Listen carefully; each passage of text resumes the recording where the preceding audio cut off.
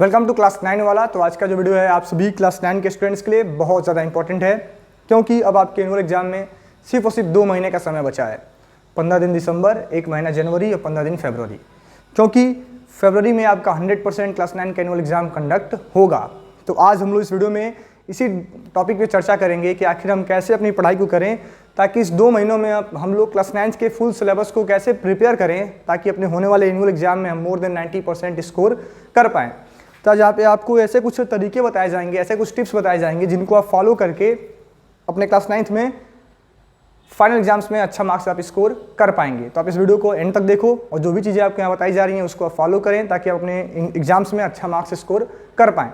यहाँ पे जो भी चीज़ें आपको बताई जाएंगी कुछ भी एकदम प्रैक्टिकल होगा, कुछ भी ऐसा नहीं होगा जो आप नहीं कर सकते हो। एकदम ऐसी चीज़ें बताई जाएंगी जो आप मिस्टेक करते हैं, जिन मिस्टेक्स को आपको अवॉइड करके अपने होने वाले एग्जाम्स में अच्छा मार्क्स स्कोर करना है। देखिए, पहला चीज़ तो आप जान लें कि आपका जो सिलेबस है आपके स्कूल का या फिर आपके बोर्ड का जो भी 9th क्लास का सिलेबस है वो आप कंप्लीट हो जाना चाहिए विद इन जनवरी। अभी तक बहुत सारे स्कूल्स में आपका सिलेबस कंप्लीट हो चुका होगा, किसी स्कूल्स में 1 या 2 चैप्टर बचा होगा और कहीं कहीं पे रिवीजन भी स्टार्ट हो चुका होगा। और जो हमारा आने वाला टाइम है उस टाइम में एक लंबी छुट्टी पड़ती है जिसको हम विंटर वैकेशन के नाम से जानते हैं। ज़्यादातर ये स्कूल्स में छुट्टी होती है। तो हमें पहला टिप्स आप सभी के लिए यही है कि जो आपका विंटर वेकेशन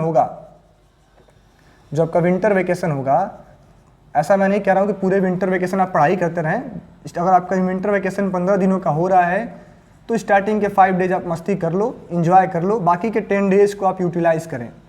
बाकी के 10 डेज को जब ये पहला टिप्स रहेगा, आप अपने दिमाग में एकदम नोट डाउन कर लो कि अगर आपका विंटर वेकेशन हो रहा है तो स्टार्टिंग के 2-4 दिन आप इंजॉय कर लो, बाकी के 10 दिन जो भी बच रहे हैं आप उसको फुल यूटिलाइज़ करें, इसको पढ़ाई करने में यूज करें। ठीक है, जो लड़का इसको फॉलो कर लिया 10 दिन, जो 20 दिन आपको मिलेगा विंटर वेकेशन, जो लोग भी इसको यूटिलाइज़ कर लिए 100% अपने एग्जाम्स में अच्छा मार्क्स स्कोर करेंगे। और जो लोग यहाँ पे लापरवाही करेंगे, मस्ती में इसको निकाल देंगे, उनका तो भाई कोई बात ही नहीं है।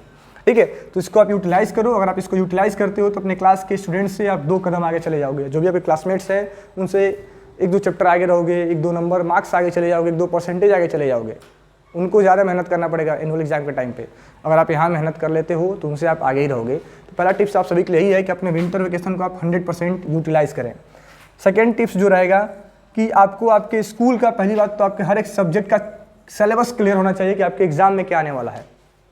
अपने टीचर से आप पहले ही चर्चा कर लो कि सर हमें बता दो एनुअल एग्जाम में क्या क्या आने वाला है, पर्टिकुलर सब्जेक्ट में, मैथमेटिक्स में, साइंस में, सोशल साइंस में, हिंदी में, इंग्लिश में, सबका आपको सिलेबस क्लियर होना चाहिए, या तो आप मान लो। ठीक है, सेकंड टिप्स आपको क्या फॉलो करना है जो अभी तक आप मिस्टेक कर रहे हैं। टिप्स आपके लिए बहुत ज़्यादा इंपॉर्टेंट है कि रेगुलर स्टडी करना शुरू कर दो।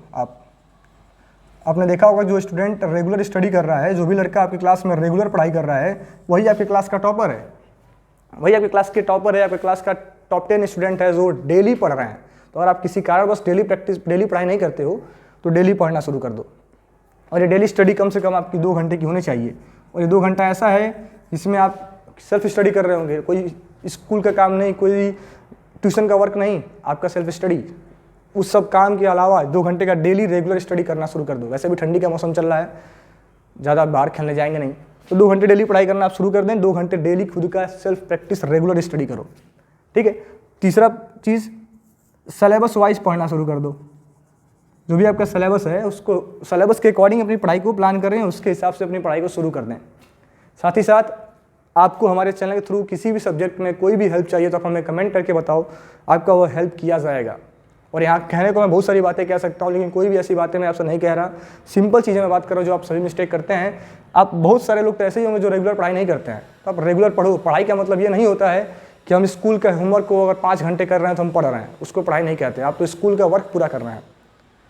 स्कूल के वर्क, ट्यूशन के वर्क, सब कुछ खत्म करने के बाद से आप डेली अगर 1 घंटे भी सेल्फ स्टडी कर रहे हो, खुद से एफर्ट लगा रहे हो, तो वो बहुत इंपॉर्टेंट है। तो आप रेगुलर स्टडी करना शुरू कर दो, मेरा बस यही कहना रहेगा। ठीक है, दूसरा चीज़, सिलेबस के अकॉर्डिंग पढ़ो। ऐसा नहीं कि एग्जाम में कुछ और पूछा जाएगा आप कुछ और पढ़ रहे हैं। सिलेबस वाइज पढ़ें। बहुत लोग लेके कॉमिक्स बैठ जाएंगे पढ़ने और कह रहे हैं हम पढ़ रहे हैं, ऐसा कुछ नहीं। सिलेबस वाइज पढ़ो आप। दूसरी बात कि सबसे ज़्यादा जो इंपॉर्टेंट चीज़ आपके लिए रहेगा, जो इंपॉर्टेंट पॉइंट समझ ले रहेगा, जो आपके एग्जाम में आपका हेल्प करने वाला है, इंपॉर्टेंट पॉइंट्स, इसको आप मार्क कर लो कि आपको सभी सब्जेक्ट्स के नोट्स बनाने हैं। सभी सब्जेक्ट्स के नोट्स बनाने हैं। हर एक चैप्टर का आपके पास नोट्स होना चाहिए। नोट्स इंपॉर्टेंट पॉइंट्स उसमें होने चाहिए।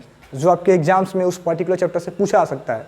इंपॉर्टेंट नोट्स आप बना लो, सभी चैप्टर्स के बनाओ, ठीक है। सेकंड इंपॉर्टेंट पॉइंट्स कि आपको एनसीईआरटी की जो बुक्स है, एनसीईआरटी की जो किताब है आपकी क्लास 9th की, हर एक सब्जेक्ट की एनसीईआरटी किताब लाइन बाय लाइन समझ लो, आपको पढ़ा होना चाहिए, आपको समझ में आना चाहिए, क्योंकि एनसीईआरटी आपके एग्जाम का समझ लो एक की चीज़ है, की पॉइंट है। एनसीईआरटी सभी को एकदम 100% प्रिपेयर होना चाहिए, ठीक है। अब एनसीईआरटी के जो टॉपिक्स दिए हैं उसके कॉन्सेप्ट्स को, उसमें बहुत सारे ऐसे कॉन्सेप्ट होते हैं जो एनसीईआरटी में बहुत ज़्यादा नहीं समझाया गया, तो थोड़ा समझाया गया होता है। तो इसके कॉन्सेप्ट्स को यहाँ से आप देखोगे कि आप उसमें टॉपिक दिया गया है, जैसे मान लो फोर्स दिया है, तो फोर्स को एनसीईआरटी में बहुत कम डिफाइन किया गया होगा, मोशन को एनसीईआरटी में बहुत कम वर्ड में डिफाइन किया गया है। तो उन वर्ड्स को आप उनके कॉन्सेप्ट्स को किसी अदर बुक से, यूट्यूब चैनल से, कहीं से भी थोड़ा सा ब्रॉड लेवल पे करके पढ़ो। यही मेरा नोट्स बनाने का मोटो क्या है कि इन कॉन्सेप्ट्स को थोड़ा सा आप एनसीईआरटी में से कहीं से लेके हेल्प, साइट्स बुक से हेल्प लेकर के, रेफरेंस बुक से हेल्प लेकर के इन कॉन्सेप्ट्स को अच्छे से प्रिपेयर करो, समझो क्या कुछ दिया गया है। और दूसरी बात, रटना तो आप छोड़ दो। अगर आप अभी तक क्लास 7, 8, 6 में आप रट के पास करते हैं, सारे स्टूडेंट्स यही करते हैं, कोई कह रहा है हम रटते नहीं हो, गलत कह रहा है। रटना गलत चीज़ नहीं है, लेकिन आप समझ के रटो। मैं ही कहूँगा समझ के रटो। रटने का मतलब क्या है कि आप कॉन्सेप्ट समझो, ऐसा नहीं कि अब उसमें कुछ भी लिखा है बस हम पढ़ रहे हैं। समझो उसका मतलब क्या है, उसको समझ के अगर आप पढ़ लेंगे, रट लेंगे, तो हरदम आपके दिमाग में रहेगा, हरदम आपको याद रहेगा। अगर बस आप रट के जाओगे, उसका मतलब पता नहीं होगा, तो बस आप एग्जाम में पास हो जाएंगे, एग्जाम को लिख के चले आएंगे, उसके बाद से आप उसको भूल जाएंगे। और आपको अब याद है कि आपकी क्लास अब बढ़ रहा है। क्लास बढ़ने का मतलब क्या है, अब आपका अब एक लेवल दूसरा हो रहा है। अब 9 से 10th में जा रहे हो, 11th 12th पढ़ोगे, अब आप एक कंपटीशन की तरफ मूव कर रहे हो। अब आपको सिर्फ स्कूल के एग्जाम नहीं देना है, आगे आपको कम्पिटिटिव एग्जाम देने हैं। तो अब आप कॉन्सेप्ट्स को समझो, रटो। मैं नहीं कह रहा कि आप रटो मत, लेकिन समझ के रटो। जो कुछ भी पढ़ रहे हो आप समझ के पढ़ो, उस कॉन्सेप्ट्स का मतलब क्या है, कॉन्सेप्ट को आप समझो, ठीक है। देन एनसीईआरटी करने के बाद आप उस पर्टिकुलर सब्जेक्ट के पर्टिकुलर चैप्टर का PYQs कर लो, ठीक है। एनसीईआरटी, कॉन्सेप्ट्स और PYQ, अगर आपको ये 3 चीज़ें प्रिपेयर हैं तो आपको किसी भी सब्जेक्ट में कोई भी 90% से ज़्यादा स्कोर करने से रोक नहीं पाएगा, ये गारंटी है। तो 3 चीज़ें आपको हरदम करना है। एनसीईआरटी पढ़ो अच्छे से, जो कुछ भी इसमें थोड़ा सा इजी कॉन्सेप्ट दिया है, जो ज़्यादा नहीं ब्रॉड लेवल पर समझाया गया है, उसको रेफरेंस बुक से पढ़ो। कॉन्सेप्ट्स को प्रिपेयर करो काफ़ी खतरनाक तरीके से, और प्रीवियस ईयर क्वेश्चन आप सॉल्व करो। हर एक सब्जेक्ट का, मैथ्स का, साइंस का, सबका previous year question chapter wise निकाल के आप सॉल्व करें, ठीक है। देन थर्ड जो पॉइंट आप सभी के लिए रहेगा कि जो कुछ भी आप पढ़ रहे हैं, उसका आप रिटन प्रैक्टिस करें। रिटन प्रैक्टिस करने का मतलब क्या है कि मान लो यार हमने एक साइंस की कोई एक हमने का चैप्टर हम पढ़ रहे हैं, ठीक है। तो इस चैप्टर को अगर हम पढ़ रहे हैं तो बगल में हमारा एक रफ कॉपी ओपन होना चाहिए। हम रफ कॉपी ले लें और जो कुछ भी इंपॉर्टेंट टर्म्स यहाँ हम पढ़ रहे हैं उसको इसमें नोट डाउन करते चलें। ऐसा नहीं कि हम राइटिंग बना के आप लिखो, उसको तुरंत मानो अपने मोशन के बारे में पढ़ा, तो जो कुछ भी अपने बुक में पढ़ा उस पूरा हूबहू बुक हमें कॉपी नहीं करना है। हमने जो मोशन के बारे में पढ़ा, जो कुछ भी मोशन हमें समझ में आया, उस मोशन को हम अपने शब्दों में, अपने वर्ड्स में हम यहाँ लिखेंगे और देखेंगे क्या हम जो लिख रहे हैं उसका हम बुक से टैली करेंगे, क्या दोनों एकदम सेम मिल रहा है। इससे 2 बेनिफिट, आपका एक रिटन हैबिट बनेगा, लिखने की आदत पड़ेगी, क्योंकि अब जो आपका क्लास 10th है उसमें लिखना ही बहुत ज़्यादा होता है और आपको क्वेश्चन आ भी रहा होगा, आपका रिटन प्रैक्टिस सही नहीं होगा तो क्वेश्चन आपसे छूट जाएगा। तो आप अभी से प्रैक्टिस में लाओ ना कि जो कुछ भी आप पढ़ रहे हैं उसको लिख के पढ़ेंगे। उसका बेनिफिट ये है कि जो अगर आपने पढ़ के एक बार लिख लिया तो आपके दिमाग में बैठ गया, आपको भूलने वाला नहीं है। अगर एग्जाम्पल समझा जाए कि मान लो आप लिख के नहीं पढ़ रहे, आप एक किताब का पेज पढ़ रहे हो और आप बिना लिखे पढ़ रहे हो, तो हो सकता है कि इसका 50% ही गेन कर पाएँ, 40% ही गेन कर पाएँ पहली बार जब आप पढ़ेंगे। तो फिर जब आप अगली बार पढ़ने आओगे तो फिर 20% इंक्रीज करेगा। यानी एक चैप्टर को प्रिपेयर करने के लिए आपको कम से कम 3 से 4 बार पढ़ना पड़ता है अगर आप लिख के नहीं पढ़ रहे हैं। लेकिन अगर इंपॉर्टेंट पॉइंट्स को आप लिख के पढ़ रहे हैं तो हो सकता है कि आप पहली बार में ही इसके 70% को आप समझ जाओगे और अगली बार जब दोबारा आप लिख के पढ़ोगे तो 100% ये चैप्टर आपका क्लियर हो जाएगा। जो कुछ भी इसमें इंपॉर्टेंट डिफिनेशंस हैं, इंपॉर्टेंट यूनिट्स हैं, जो कुछ भी इसमें इंपॉर्टेंट पॉइंट्स हैं, अगर आप लिख के पढ़ रहे हो तो 2 से 3 बार पढ़ने में पूरा का पूरा बुक ही आपको तैयार हो जाएगा। और जब बुक तैयार हो जाएगा तो हमें क्वेश्चन आंसर पढ़ने की बहुत ज़्यादा कोई ज़रूरत नहीं है, ठीक है। दूसरी बात कि जितने भी चीज़ें हैं, मैं बस इतना ही कहना चाहूँगा कि आप जो भी पढ़ रहे हैं उसको लिख के पढ़ें, लिख के पढ़ने के लिए अपने हैबिट में लेके आएँ।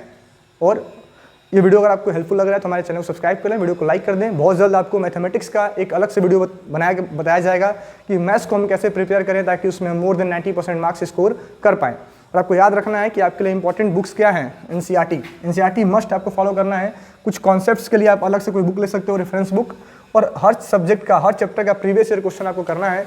प्रीवियस ईयर क्वेश्चन क्या होते हैं, जो पिछले एग्जाम्स में आज के पहले जो आपके स्टूडेंट आपके थे, जो आपके भैया लोग थे, आपके सीनियर्स थे, उनके एग्जाम में जो क्वेश्चन पूछा गया है वह क्वेश्चन आपको पता होना चाहिए। आप हमारे चैनल को सब्सक्राइब कर लो, आपको पिछले साल के एनुअल एग्जाम्स के पेपर सभी सब्जेक्ट के इस पे प्रोवाइड किए जाएंगे। Thank you.